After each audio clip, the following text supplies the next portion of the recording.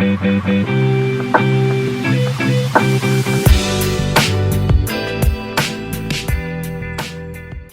Friends, chef মিলি চ্যানেলে সবাইকে স্বাগত জানিয়ে আবার একটা নতুন রেসিপি নিয়ে তোমাদের সামনে চলে এসেছি। দেখে নেওয়া যাক আজকের এই নতুন রেসিপিটা। আজকে আমি তোমাদের সাথে যে রেসিপিটা শেয়ার করব সেটা হলো রেস্টুরেন্ট স্টাইল এগ কারি। দেখে নেওয়া যাক আজকের ইনগ্রিডিয়েন্টসগুলো। দেখো, আমি পেঁয়াজ কুচি নিয়েছি, টমেটো কুচি, রসুন, আদা, কাঁচা লঙ্কা, ধনে পাউডার, পোস্ত বাটা নিয়েছি, আর জিরা পাউডার, ধনে পাতা কুচি, কাশ্মীরি রেড চিলি পাউডার, আর 2 চামচের মতো আমি টক দই নিয়েছি। দেখে নেওয়া যাক মূল রেসিপি। এগ কারি বানানোর জন্য আমি কড়াইটা বসিয়ে দিয়েছি। এবার আমি কড়াইতে অল্প সর্ষের তেল দিয়ে দেব।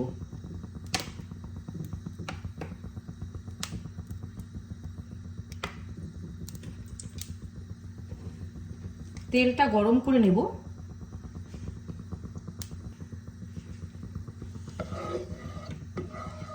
তেল গরম হলে আমি ডিমগুলোকে ছেড়ে দেব।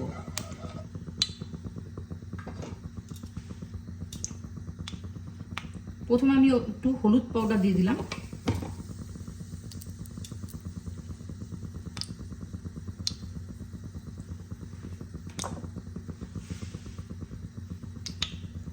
অল্প লবণ দিয়ে দিলাম,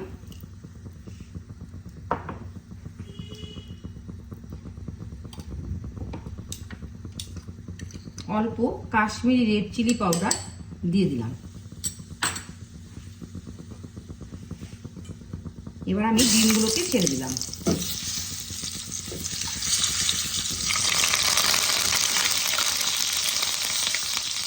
ঢাকা দিয়ে ভাজবো।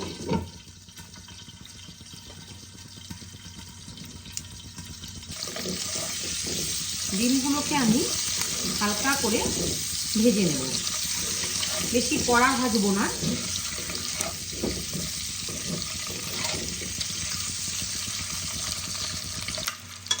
ডিম আমার হালকা লাল করে ভাজা হয়ে গেছে, আমি এগুলোকে এবার তুলে নেব।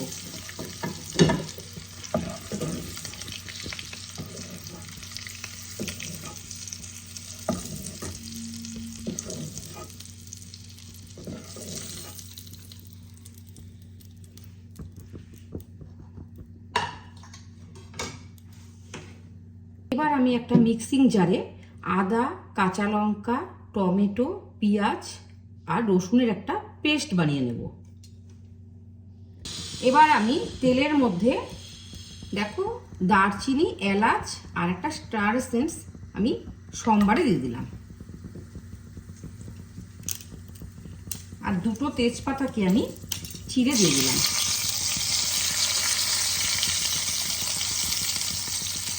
অল্প গোটা জিরে সোমবারে দিয়ে দিলাম।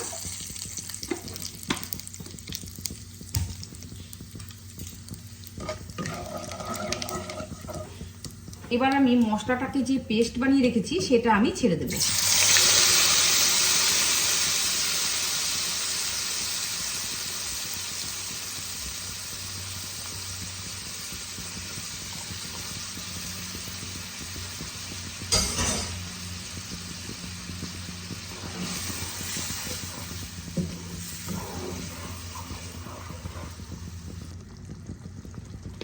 এবার আমি 1/2 চামচ হলুদ গুঁড়ো দিয়ে দেব, 1/2 চামচ লবণ দিয়ে দিলাম,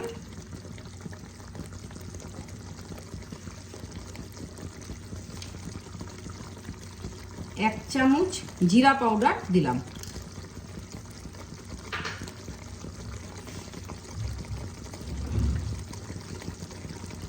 1 চামচ ধনে পাউডার অ্যাড করলাম।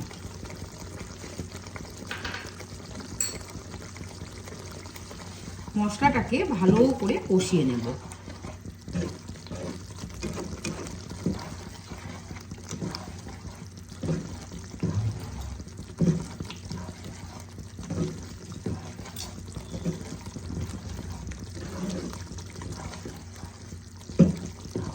আঁচ কমিয়ে কমিয়ে ভালো করে কষাতে হবে।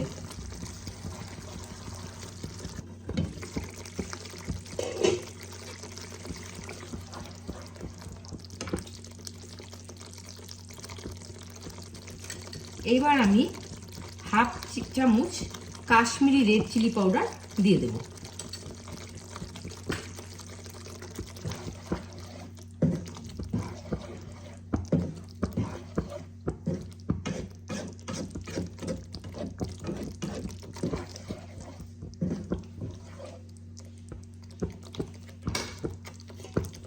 আবারও ঢাকা দিয়ে মশলাটাকে কষাবো।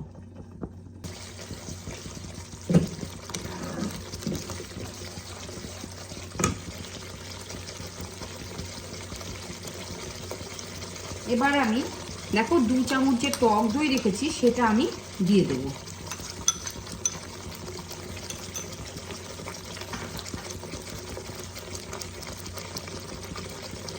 আর এই যে পোস্ত বেটে রেখেছি সেটাও আমি দিয়ে দেব।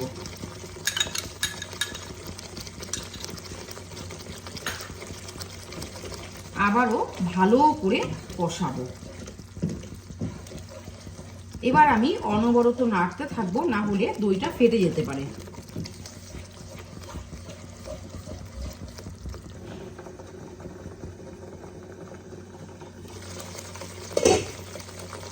মশলাটাকে আমি খুব সুন্দর করে কষিয়ে নেব, কারণ মশলাতে যদি কাঁচা গন্ধ যদি বের হয় তাহলে কিন্তু একদমই ভালো লাগবে না।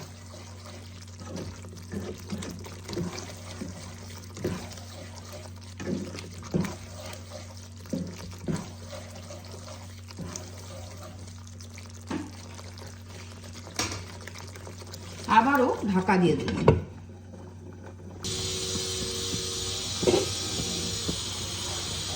মশলা থেকে আমার তেল ছেড়ে এসেছে।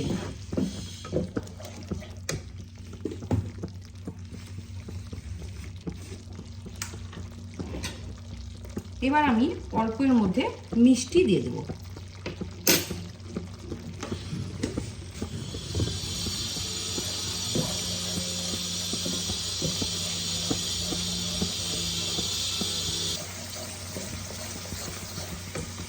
এবার আমি অল্প করে গরম জল অ্যাড করে দেব।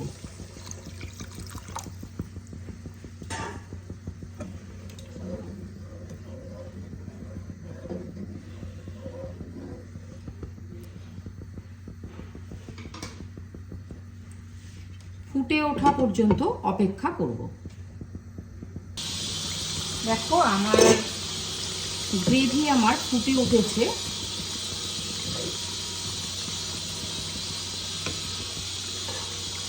এই অবস্থায় আমি ডিমগুলোকে ছেড়ে দেব।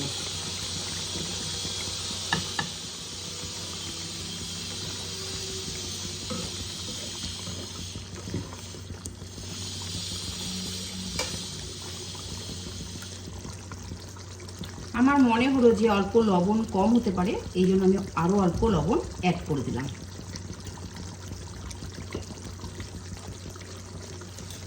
লবণ তোমরা স্বাদ অনুযায়ী দেবে, কে কতটুকু লবণ খাও।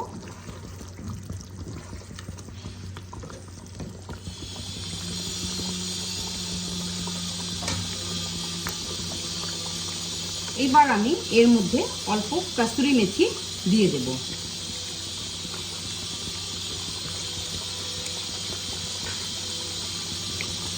আর অল্প ধনে পাতা কুচি দিয়ে দেব।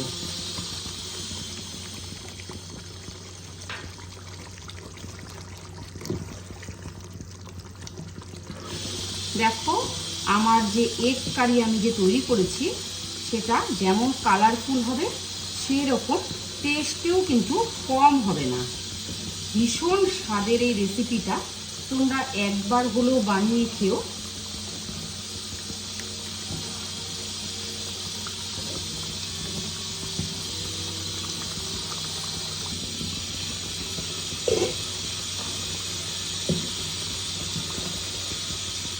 বন্ধুরা, ডিম আমরা সবাই কম বেশি খেতে খুবই পছন্দ করি, আর এরকম যদি একটা রেসিপি যদি আমরা পাই তাহলে খুব ভালো হয়।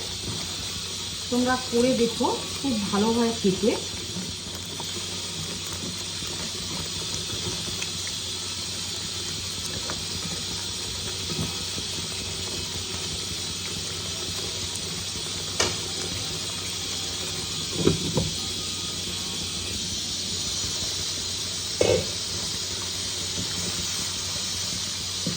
রেসিপিটা আমার কমপ্লিট হয়ে গেল। আমি এবার একটা বোলের মধ্যে সার্ভ করে নেব।